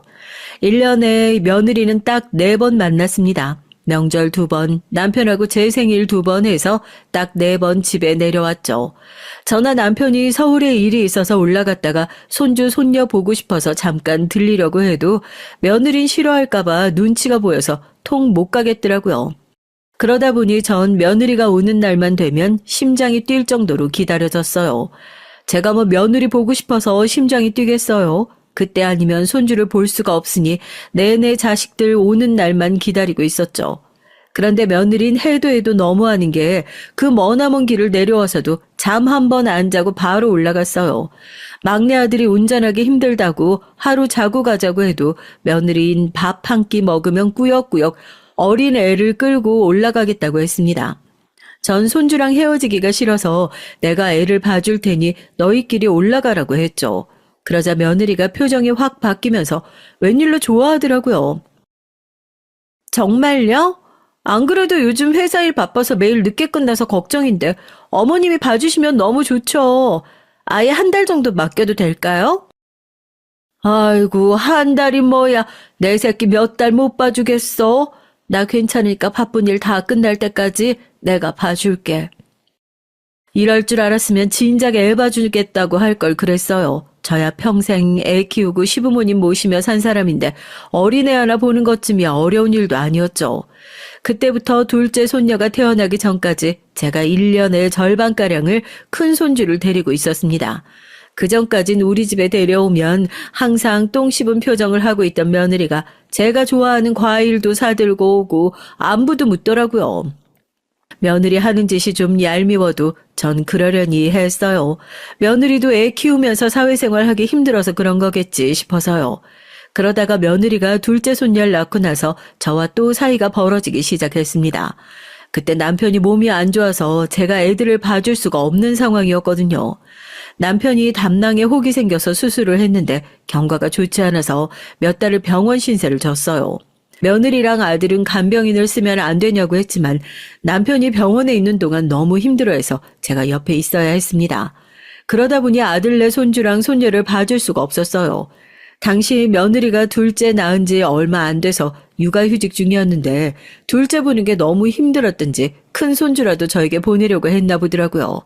하지만 저도 상황이 상황인지라 봐줄 수가 없었습니다. 그 일로 며느리가 서운했는지 꼭 전처럼 싹 달라졌더라고요. 손주 유치원 방학이 다가오길래 방학 때 며칠만이라도 봐주겠다고 제가 연락을 했더니 말을 쌀쌀맞게 하더라고요. 어머님이 자꾸 아버님 병원 얘기하시길래 이번엔 어쩔 수 없이 그냥 친정에 맡기기로 했어요. 신경 쓰지 마세요. 제가 노느라 안 봐주겠다고 한 것도 아니고 남편이 아파서 병간호하느라 그런 건데 며느린 자기 시아버지 괜찮으신지 묻지도 않고 툴툴거리기만 하더라고요. 며느리가 제멋대로 구는 게 하루 이틀 일도 아니니까 그러려니 했죠. 그러던 어느 날이었습니다. 주말에 서울에 결혼식이 있어서 올라왔다가 큰맘 먹고 아들네 집에 잠깐 들렀어요. 아무래도 손주를 봐주지 못한 게 마음에 걸리기도 했고 둘째 손녀도 많이 컸을 텐데 보고 싶어서요. 아니라 다를까 제가 서울역이라고 전화를 했더니만 며느리 목소리가 확 바뀌었습니다. 오실 거면 미리 연락을 주시지. 애들 아빠도 오늘 집에 없는데. 줄 것도 있고 할 얘기가 있어서 잠깐 들렀어. 아버지 주무시기 전에 병원에 가봐야 해서 나도 잠깐 얼굴만 보고 갈 거야. 집에서 서울까지 5시간입니다. 새벽에 출발해 결혼식에 참석하느라 남편 병원에 하루 간병인 붙여놓고 왔어요. 간병인이 9시까지밖에 못 있어준다고 해서 저도 금방 다시 내려가야 합니다. 그런 와중에 애들 얼굴 좀 보려고 한 건데 며느리가 사람 참 민망하게 하더군요. 그래도 오랜만에 손주 손녀를 보니 기분이 좋아서 며느리에 대한 미움은 금방 잊어버렸어요. 그런데 그때였습니다. 손녀가 이유식을 먹다가 옷에 다 흘려서 며느리가 씻기러 화장실에 들어갔는데 그때 제 무릎에 앉아있던 6살짜리 손주가 믿기지 않는 얘기를 했어요. 할머니, 내가 저번에 엄마랑 이모랑 통화하는 거 들었는데 엄마가 할머니 빨리 뒤졌으면 좋겠대. 근데 할머니 뒤진다는 게 무슨 뜻이야? 할머니 빨리 뒤지면 좋은 거야? 전 순간 제 귀를 의심했어요. 손주 말이 사실이 아니길 바랐고요. 하지만 그 말은 분명히 사실이었습니다. 어린 손주가 거짓말을 할 리 없으니까요. 전 손자의 말에 손이 부들부들 떨리고 눈앞이 까마득했어요. 그리고 도저히 참을 수가 없었습니다. 지금까지 제가 며느리의 모든 막말이나 건방진 행동을 참아준 건 며느리 입장에선 시어머니가 하는 행동은 뭐든지 귀찮고 싫을 수 있다고 이해했기 때문입니다. 하지만 아무리 시어머니가 싫어도 그렇지 애 듣는 데선 할 말 못할 말 구분할 줄 알아야 하는 건데 이번 일은 도저히 참을 수가 없었어요. 전 며느리가 둘째를 씻기고 나오자마자 기다렸다는 듯 며느리를 쏘아봤습니다. 너 시아버지 아파서 병원에 누워있어서 속으로 좋았겠다. 빨리 뒤질지 모르니까. 어머님 지금 무슨 소리 하시는 거예요? 제가 언제 그런 생각을 했다고요? 며느린 제 말에 놀란 척 연기를 하며 오히려 절 이상한 사람 취급했어요. 전 그 모습이 너무 가소로워서 소리를 버럭 질렀죠. 너희 아버지 건강이 안 좋아서 이번엔 공장 팔기로 했어. 그래서 공장 주변 부진 막내 앞으로 해줄까 했는데 안 되겠다. 시부모 하루라도 빨리 뒤지기 바라는 며느리한테 내가 재산 나눠줄 필요 없지. 너한테 한 푼도 줄 생각 없으니까 그런 줄 알아. 손주, 손녀가 보고 싶어서 온 거기도 하지만 사실 이 얘기를 하려고 온 거였어요. 남편이 병원에 입원하기 시작하면서 공장 운영이 어려워지자 남편이 이럴 거면 그냥 돈 될 때 팔아버리는 게 낫겠다고 했죠. 공장 팔아서 자식 넷한테 공평하게 나눠주고 주변에 남은 땅은 시부모님 유언대로 막내 아들에게 물려주려고 했는데 며느리가 하는 짓을 보니 도저히 그냥 줄 수가 없겠더라고요. 어머니, 아니에요. 제가 설마 애 앞에서 그런 소리 했겠어요. 아니에요. 애가 잘못 말한 거예요. 저 절대 그런 소리 안 했어요. 며느린 제가 손주에게 똑똑히 들었다고 하는데도 절대 아니라고 딱 잘라 말했습니다. 전 며느리가 변명하는 건 더는 듣고 싶지 않아서 그 자리에서 눈도 마주치지 않고 아들네 집을 나와버렸습니다. 며느린 엘리베이터까지 따라와서 아니라고 연신 변명했지만 전 들은 척도 안 했어요. 그리고 그대로 집으로 내려올 때까지 며느리와 아들의 전화를 일절 받지 않았죠. 그 일이 있은 지 벌써 3주가 흘렀네요. 그 일 이후 아들과 며느리에게 거의 매일 전화가 옵니다. 지금까지 결혼해서 산 세월 동안 저에게 전화한 것보다 훨씬 더 많이 했더라고요. 얼마나 똥줄이 타면 그랬겠어요. 아들은 손주 녀석이 한 말이 사실이 아니라고 애가 장난친 거라고 하는데 전 믿을 수 없습니다. 이제 6살 먹은 어린애가 그런 소리를 어디서 듣고 하는 거겠어요. 분명히 자기 엄마한테 들은 게 맞죠. 아들은 지금도 공장 땅 명의 바꿔달라고 난리예요. 시부모님이 돌아가실 때 막내에게 주라고 했으니 자기 거라고요. 그런데 전 괘씸해도 너무 괘씸해서 재산이고 뭐고 아무것도 주고 싶지 않아요. 이런 상황에 자기 마누라 편만 드는 아들 새끼도 미워 죽겠습니다. 전 어떻게 하면 좋을까요? 안 그래도 남편은 병원에서 힘들어하고 있어서 아직 말도 못 꺼냈어요. 아들 며느리 집에서 제가 그런 소리 들었다고 하면 남편도 너무 힘들어할 것 같아서요. 여러분이라면 어떻게 하시겠어요? 시부모를 개무시하는 것도 모자라서 빨리 뒤졌으면 한다는 소리까지 들은 와중에 전처럼 부모 자식 사이로 지낼 수 있을까요? 전 아직도 모르겠습니다. 아무리 좋게 생각하려고 해도 용서가 되질 않아요. 여러분의 의견 댓글로 남겨주시면 제가 하나하나 읽어보고 참고하도록 하겠습니다. 끝까지 제 얘기 들어주셔서 감사해요. 여러분의 가정엔 즐거운 일만 있으시길 바라겠습니다.